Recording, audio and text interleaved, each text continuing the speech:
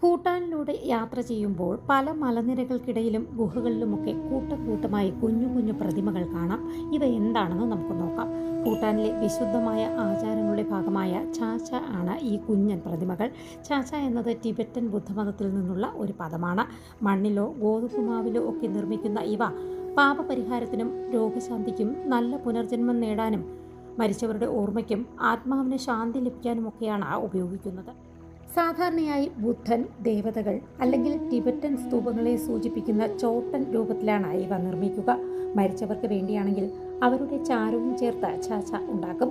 ജ്യോത്സ്യന്മാർ പറയുന്നതനുസരിച്ച് മരിച്ചവർക്ക് വേണ്ടിയുള്ളവ ഗുഹയ്ക്കുള്ളിൽ സൂര്യപ്രകാശം കടക്കാത്തിടത്തും മറ്റുള്ളവ സൂര്യപ്രകാശമുള്ളിടത്തും ചിലത് വെള്ളത്തിൽ ഒഴുകുകയും ചെയ്യും.